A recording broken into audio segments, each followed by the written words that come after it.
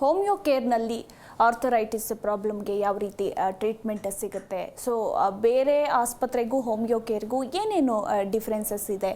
So ಇಲ್ಲೇ ಯಾಕೆ ಬಂದು ಜನರು ಟ್ರೀಟ್ಮೆಂಟನ್ನು ಪಡೆದುಕೊಳ್ಬೇಕು ಅನ್ನೋದಕ್ಕೆ ನಿಮ್ಮ ಉತ್ತರ ಏನಾಗಿರುತ್ತೆ ಡಾಕ್ಟರ್? ಈಗ ಹೇಳಿದಾಗೆ ಆರ್ಥರೈಟಿಸಲ್ಲಿ ಹಲವಾರು ಥರದ ಒಂದು ವಿಧಗಳಿರುತ್ತೆ, ಹಲವಾರು ಥರದ ಒಂದು ಸ್ಟೇಜಸ್ ಇರುತ್ತೆ, ರೋಗದ ಲಕ್ಷಣಗಳು ವಿಭಿನ್ನವಾಗಿ ಕಾಣಿಸ್ಕೊಳ್ತಾ ಇರುತ್ತೆ. ಸೊ ಜನರಲೈಸ್ಡ್ ಆಗಿ ಟ್ರೀಟ್ಮೆಂಟ್ ಮಾಡೋದಕ್ಕಿಂತ ವ್ಯಕ್ತಿಯಲ್ಲಿ ಒಬ್ಬೊಬ್ಬರಲ್ಲೂ ಒಂದೊಂದು ಕಾರಣಗಳು, ರೂಟ್ ಕಾಸ್ ಅಂತ ಏನು ಹೇಳ್ತೀವಲ್ವ, ಸೊ ಅದು ವಿಭಿನ್ನವಾಗಿರುತ್ತೆ. ಸೊ ಒಬ್ಬೊಬ್ಬರಲ್ಲಿ ಜೆನೆಟಿಕ್ ಫ್ಯಾಕ್ಟರ್ಸಿಂದ ಇಂಡ್ಯೂಸ್ ಆಗಿರುತ್ತೆ, ಕೆಲವೊಬ್ಬರಲ್ಲಿ ಸ್ಟ್ರೆಸ್ ಇಂಡ್ಯೂಸ್ ಫ್ಯಾಕ್ಟರ್ಸ್ ಇರುತ್ತೆ, ಭಾಳ ಥರದ ಒಂದು ಕಾರಣಗಳಿರುತ್ತೆ. ಸೊ ರೂಟ್ ಕಾಸ್ ಅನ್ನೋದು ಏನಿದೆಯಲ್ಲ ಅದಕ್ಕೆ ಆದಷ್ಟು ಒಂದು ಹೆಚ್ಚಿನ ಪ್ರಾಮುಖ್ಯತೆ ಕೊಡೋದು ಜೊತೆಗೆ ಅವರಲ್ಲಿ ಕಾಣಿಸ್ಕೊಳ್ತಿರೋವಂಥ ಒಂದು ರೋಗದ ಲಕ್ಷಣಗಳು, ಸಿಂಪ್ಟಮ್ಸ್ ಏನಿದೆ. ಕೆಲವೊಬ್ಬರಿಗೆ ಒಂದು ಕಡೆ ಮಂಡಿ ಮಾತ್ರ ನೋವು ಬರ್ತಾ ಇರುತ್ತೆ, ಲೆಫ್ಟ್ ಸೈಡೆಡ್, ಕೆಲವೊಬ್ಬರಿಗೆ 2 ಕಡೆ ನೋವು ಇರುತ್ತೆ, ಕೆಲವೊಬ್ಬರಲ್ಲಿ ಮಂಡಿ ನೋವು ಜೊತೆಗೆ ಊತ ಇರುತ್ತೆ.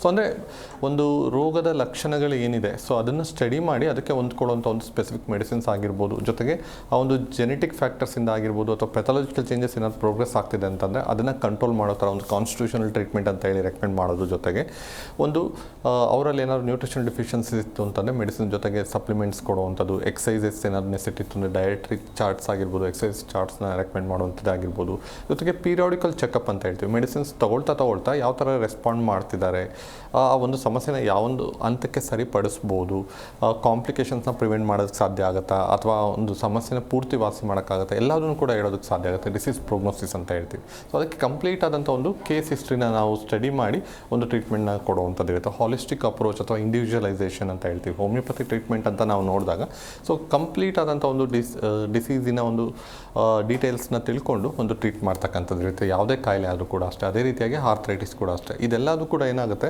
ಕ್ರೋನಿಕ್ ಡಿಸೀಸಸ್ ಅಂತ ಹೇಳ್ತೀವಿ. ದೀರ್ಘಕಾಲದ ಸಮಸ್ಯೆಗಳು ಶುರುವಾಗೋದು ತುಂಬ ನಿಧಾನ, ಗ್ರ್ಯಾಜುವಲ್ ಆಗಿ ಅದು ಪ್ರೋಗ್ರೆಸ್ ಆಗುತ್ತೆ, ನಂತರ ಕಂಟ್ರೋಲಿಗೆ ಬರದೆ ಅದು ಕಾಂಪ್ಲಿಕೇಶನ್ಸ್ ಅಂತ ತಲುಪ್ತಕ್ಕಂಥದ್ದು ಇರುತ್ತೆ. ಸೊ ಹಾಗಾಗಿ ಪ್ರತಿಯೊಂದು ಪೇಷಂಟ್ಸಲ್ಲೂ ಸೊ ಈ ಥರದ್ದೆಲ್ಲ ಒಂದು ಕಂಪ್ಲೀಟ್ ಹಿಸ್ಟ್ರಿ ತೊಗೊಂಡಾಗ ಕ್ಲಿಯರ್, ಕೆಲವೊಬ್ಬರಲ್ಲಿ ಕಾಂಪ್ಲಿಕೇಶನ್ಸ್ ಅಂತ ಆಲ್ರೆಡಿ ತಲುಪಿರುತ್ತೆ, ಅಂಥವರಲ್ಲಿ ಅಟ್ಲೀಸ್ಟ್ ಇನ್ನೂ ಫರ್ದರ್ ಡಿಟೋರಿಯೇಟ್ ಆಗೋದು, ಫರ್ದರ್ ಇನ್ನೂ ಡ್ಯಾಮೇಜ್ ಆಗ್ತಕ್ಕಂಥ ಒಂದು ಚಾನ್ಸಸ್ನ ಅವಾಯ್ಡ್ ಮಾಡೋದ್ರ ಜೊತೆಗೆ ಇರೋವಂಥ ಒಂದು ಸಮಸ್ಯೆ ಸಿಂಪ್ಟಮ್ಸ್ನ ಕಂಟ್ರೋಲ್ ಮಾಡೋ ಥರನೂ ಮೆಡಿಸಿನ್ಸ್ ಕೊಡ್ತಕ್ಕಂಥದ್ದು ಇರುತ್ತೆ. ಅದನ್ನು ನಾವು ಪ್ಯಾಲಿಯೇಟಿವ್ ಟ್ರೀಟ್ಮೆಂಟ್ ಅಂತ ಹೇಳ್ತೀವಿ. ಸೊ ಹಾಗಾಗಿ ಜನರಲೈಸ್ಡ್ ಆಗಿ ಹೇಳೋಕ್ಕಾಗದಿದ್ರು ಕೂಡ ಒಂದು ಅಪ್ರೋಚ್ ಅಂತ ಏನಿರುತ್ತಲ್ಲ, ಅದು ಪರ್ಮನೆಂಟ್ ಕ್ಯೂರ್ ಆಗೋ ಥರ ಒಂದು ಮೆಡಿಕೇಷನ್ಸ್ನ ಕೊಡುವಂಥ ಒಂದು ಅಪ್ರೋಚ್ ಫಾಲೋ ಮಾಡ್ತಕ್ಕಂಥದ್ದು ಇರುತ್ತೆ. ಸೊ ನಿಧಾನಕ್ಕೆ ಹೇಗೆ ಅದು ಜಾಸ್ತಿ ಆಗ್ತಾ ಹೋಗುತ್ತೆ, ಅದೇ ಥರ ನಿಧಾನಕ್ಕೆ ಕಡಿಮೆನೂ ಆಗ್ತಾ ಬರುತ್ತೆ. ಒಂದು ಲಾಂಗ್ ಟರ್ಮ್ ಟ್ರೀಟ್ಮೆಂಟ್ ತೊಗೊಂಡ ನಂತರ ಬೇಗನೆ ವಾಸಿ ಆಗ್ತಕ್ಕಂಥದ್ದು ಇರುತ್ತೆ. ಅದರಲ್ಲೂ ಇತ್ತೀಚೆಗೆ ಅಂದರೆ ಒಂದು ಸುಮಾರು 3 ತಿಂಗಳು 6 ತಿಂಗಳು ಸಮಯದಲ್ಲೇ ಬಂದರೆ ಬೇಗನೆ ವಿತಿನ್ ಶಾರ್ಟ್ ಪೀರಿಯಡ್ ಆಫ್ ಟೈಮಲ್ಲಿ ಅದನ್ನ ಸರಿಪಡಿಸ್ಬೋದು. ಕೆಲವೊಬ್ಬರು ಏನಾಗುತ್ತೆ 2-3 ಇಯರ್ಸ್ 5 ಇಯರ್ಸಿಂದ ಇರುವಂಥದ್ದು ಇರುತ್ತೆ, ಅಂಥವರಲ್ಲಿ ಸ್ವಲ್ಪ ಸಮಯ ಬೇಕಾಗ್ಬೋದು. So otherwise with safe and effective ವೇನಲ್ಲಿ ಆ ಮೆಡಿಸಿನ್ಸನ್ನು ರೆಕಮೆಂಡ್ ಮಾಡ್ತಕ್ಕಂಥದ್ದು ಇರುತ್ತೆ. ಯಾವುದೇ ಥರ ಅಡ್ವರ್ಸ್ ಎಫೆಕ್ಟ್ಸ್ ಆಗಲಿ, ಯಾವುದೇ ಥರ ತೊಂದರೆ ಆಗದೇ ಅವರ over all health condition, immune ಸಿಸ್ಟಮ್ನ ಬೂಸ್ಟಪ್ ಮಾಡೋ ಥರ, ಅಥವಾ ಈ ಒಂದು ಆಟೋ ಇಮ್ಯೂನ್ ಡಿಸೀಸಸ್ ಅಂತ ಏನು ಹೇಳ್ತೀವಿ, ಅದು ಭಾಳ ಥರದ ಒಂದು ಹೆಚ್ಚಿನ ರೀತಿಯಲ್ಲಿ ಹೆಚ್ಚಿನ ಸಂಖ್ಯೆಯಲ್ಲಿ ಇತ್ತೀಚಿನ ದಿನಗಳಲ್ಲಿ ನೋಡ್ತಾ ಇದ್ದೀವಿ. ಥೈರಾಯ್ಡ್ ಸಮಸ್ಯೆ ಆಗಿರ್ಬೋದು, ಸೋರಿಯಾಸಿಸ್ ಇರ್ಬೋದು, ಅಥವಾ ರುಮ್ಯಾಟೆಡ್ ಆರ್ಥರೈಟಿಸ್ ಇರ್ಬೋದು, ಅಂದರೆ ಟೈಪ್ 1 ಡಯಾಬಿಟಿಸ್ ಅಂತ ಹೇಳ್ತೀವಿ. ಭಾಳ ಥರದ ಒಂದು ಆಟೋ ಇಮ್ಯೂನ್ ಡಿಸೀಸಸ್ ಹೆಚ್ಚಿನ ಸಂಖ್ಯೆಯಲ್ಲಿ ನೋಡ್ತಾ ಇದ್ದೀವಿ. ಸೊ ಹಾಗಾಗಿ ಆ ಥರದ ಒಂದು ಅಥವಾ ಅಸ್ತಮಾ, ಅಲರ್ಜಿ, ಸೊ ಈಗಿನ ಇದೆಲ್ಲ ಇಮ್ಯೂನ್ ಸಿಸ್ಟಮ್ಗೆ ಸಂಬಂಧಪಟ್ಟಂಥ ಸಮಸ್ಯೆ ಆಗಿರೋದ್ರಿಂದ ಸೊ ಇಮ್ಯೂನ್ ಸಿಸ್ಟಮ್ ಸ್ಟ್ರೆಂಥನ್ ಆಯಿತು, ಬೂಸ್ಟಪ್ ಆಯಿತು ಅಂತಂದಾಗ ಆಟೋಮೆಟಿಕ್ಲಿ ಅವರ over all health conditions improve ಆಗಿ ಒಂದು ಅವರ ಹೆಲ್ತಲ್ಲಿ ಸ್ಟೆಬಿಲಿಟಿ ಅನ್ನೋದು ಬರುತ್ತೆ. ಪದೇ ಪದೇ ಇಲ್ನೆಸ್ ಬರ್ತಾ ಇರುತ್ತೆ ಕೆಲವೊಬ್ಬರಿಗೆ, ಅದನ್ನು ಕಂಟ್ರೋಲ್ ಆಗೋ ಥರನೂ ಹೆಲ್ಪ್ ಮಾಡುವಂಥದ್ದು. ಈ ಥರದ್ದು ಭಾಳ ಥರದ್ದಿರುತ್ತೆ. ಆರ್ಥರೈಟಿಸ್ ಅಂತ ಬಂದಾಗ ಡೆಫಿನೆಟ್ಲಿ ಎಲ್ಲರಲ್ಲೂ ಡೈರೆಕ್ಟಾಗಿ ಸರ್ಜರಿ ಮಾಡಿಸೋವಂಥ ಅವಶ್ಯಕತೆ ಬರೋದಿಲ್ಲ, ಅಥವಾ ಎಲ್ಲರಲ್ಲೂ ಏನಾಗುತ್ತೆ ತುಂಬ ಜನ ಪೇಯ್ನ್ ಕಿಲ್ಲರ್ಸ್ ತೊಗೊಳ್ಳೋದು, ಎಕ್ಸ್ಟರ್ನಲ್ ಅಪ್ಲಿಕೇಶನ್ಸ್ ಯೂಸ್ ಮಾಡೋದು, ಈ ಥರದ್ದೆಲ್ಲ ನೋಡ್ತಾ ಇರ್ತೀವಿ. ಸೊ ಡೆಫಿನೆಟ್ಲಿ ಅದು ತಕ್ಕ ಮಟ್ಟಿಗೆ ಹೆಲ್ಪ್ ಆದರೂ ಕೂಡ ಒಂದು ಇಂಟರ್ನಲಿ ಆ ಪೆಥಾಲಜಿಕಲ್ ಚೇಂಜಸ್ ಏನಾದ್ರು ಆಯಿತು ಅಂತಂದರೆ ಅದು ವೀಕ್ ಆಗ್ತಾನೆ ಹೋಗ್ತಕ್ಕಂಥದ್ದು ಇರುತ್ತೆ. ಸೊ ಹಾಗಾಗಿ ಆ ಒಂದು ಡಿಜನರೇಟಿವ್ ಚೇಂಜಸ್ ಶುರು ಆಯಿತು ಅಂತಂದರೆ ಅದು ನಿಧಾನ ಪ್ರೋಗ್ರೆಸ್ ಆಗ್ತಾ ಇರುತ್ತೆ. ಸೊ ಅದನ್ನು ಸ್ಟ್ರೆಂಥನ್ ಮಾಡೋದ್ರ ಜೊತೆಗೆ ಆ ಸ್ಲೋ ಡೌನ್ ಮಾಡುವಂಥದ್ದು ಮೇಯ್ನ್ ಉದ್ದೇಶ ಆಗ್ತಕ್ಕಂಥದ್ದು ಇರುತ್ತೆ. ಅದ್ರ ಜೊತೆಗೆ ಬೇರೆ ಥರದ ಇನ್ಫ್ಲಮೇಷನ್ ಏನಾದ್ರು ಆಯಿತು ಅಂತಂದರೆ ಅದನ್ನ ಕಂಟ್ರೋಲ್ ಮಾಡೋ ಥರದ್ದು ಕೂಡ ಮೆಡಿಸಿನ್ಸ್ ಕೊಡ್ತಕ್ಕಂಥದ್ದು. ಜಿ ಕನ್ನಡ ನ್ಯೂಸ್ ಈಗ ನಿಮ್ಮ ಮನೆಯಲ್ಲೇ ನೋಡಿ, ಎಲ್ಲ ಕೇಬಲ್ಗಳಲ್ಲಿ ಈಗ ಲಭ್ಯ.